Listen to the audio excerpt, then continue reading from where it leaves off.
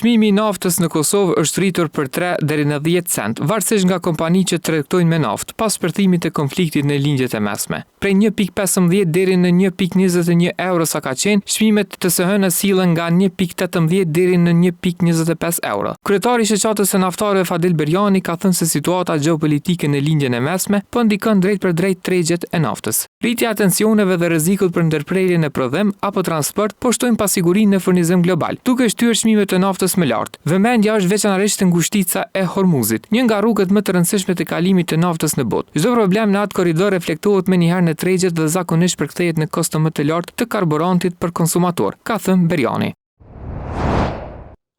Kryetari i Kuvendit të Shqipërisë Niko Peleshi po qëndron për vizitë të hënë në Kosovë. Ai është pritur nga homologja e tij Albolena Agjiu e më pas është takuar edhe me presidentin Vjosa Osmani e kryeministrin Albin Kurti. Vizita e Peleshit vjen një javë pas asaj të Elisa Spiropalit. Spiropali vetëm një ditë pasi vizitoi Kosovën u largua nga posti i ministrës së jashtme të Shqipërisë. Ishte një nga 7 ndryshimet që bëri kryeministri Edi Rama në rikonstruktimin e qeverisë. Në vend të saj, ministri i jashtëm u emërua Ferit Hoxha.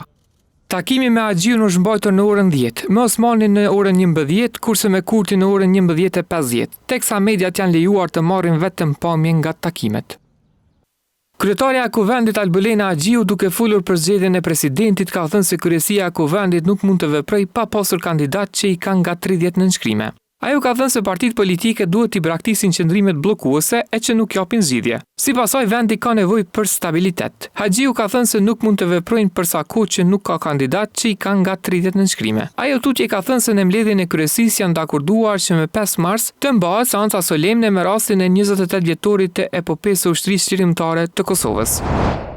Në dhomat e specializuara të Kosovës në Hag, mbrojtja Hashim Thaçit nisi të hënën të marrë në pyetje dëshmitarin e parë të zyrës së prokurorit të specializuar. Në gjykimin ndaj Thaçit, Bashkim Smakajt, Isni Kilajt, Fadil Fazliu dhe Hajredin Kuçit, për pengim të drejtësisë. Dëshmitari, i cili kishte nisur dëshminë me 27 shkurt si i ftuari i parë i prokurorisë në këtë rast, u mor në pyetje nga avokatja e Thaçit. Në gjykatore u bë ditur se ai ishte pjesë e stafit të prokurorisë. Seanca që nisi në orën 9:30 her pas here kaloi me pjesë të mbyllura për publikun. Gjatë seancës avokatja u fokusua në procedurat që lidhen me dëshmitarët në raste të tjera, ndaj Thaçit për krime lufte dhe krime kundër njerëzimit, duke argumentuar se disa prej tyre e kanë bërë vetë publike faktin se janë ftuar për të dëshmuar. Si shembull, ajo përmendi Rustam Mustafën, i njohur si Remi, për të cilin tha se kishte deklaruar vetë në media se ishte ftuar për të dëshmuar në Hag.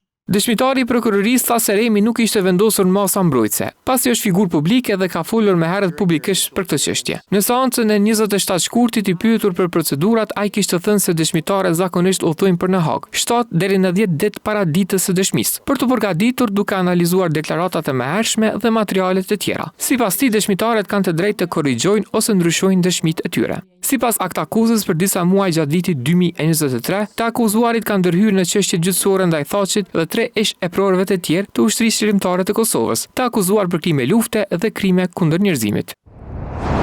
Denis Bytyqi, akuzuar për nxitje të urrejtjes dhe mosdurimit, është dënuar me 2 vjet burgim, ndërsa Enis Bitish me 1 vjet burgim për nxitje të përçarjes. Të hënën në gjykatën themelore në Prishtinë, të akuzuarit Denis Bytyqit ju ndërprej masa e paraburgimit. Në seancë nuk ishin të pranishëm prokuroria speciale dhe të akuzuarit. Sipas aktakuzës së prokurorisë speciale të Republikës së Kosovës, të ngritur me 23 shtator 2025, Denis Bytyqi dhe Enis Bitish akuzohen se kanë nxitur dhe kanë përhapur publikisht urrejtje dhe mosdurim midis grupeve fetare, si dhe kanë propaganduar ideologji ekstreme fetare. Sipas aktakuzës, ata kanë vendosur flamoj të organizatës terroriste ISIS mbi kulmin e shtëpisë së tyre. Kanë bërë grafite me shkronja arabe në muret e shtëpisë së tyre, me të cilat veprime dhe postime potencialisht mund të prishet rendi publik. Një person është arrestuar të shtunën e pej në ndyshimin se ka thyer derën e banesës së një gruaje dhe me pas ka tentuar t'ia vërë flakën asaj. Sipas informacioneve të policisë, rasti ka ndodhur pas ditën e së dielës. Ai dyshohet se fillimisht ka dëmtuar derën e banesës së viktimës dhe më pas ka tentuar të shkaktojë zjarr, por është ndaluar me kohë nga zyrtarët policor. Po ashtu bëhet e ditur se i dyshuari kishte në fuqi një urdhër mbrojtës të cilin nuk e kishte respektuar. Me vendim të prokurorit, i dyshuari është dërguar në mbajtje, ndërsa rasti po hetohet.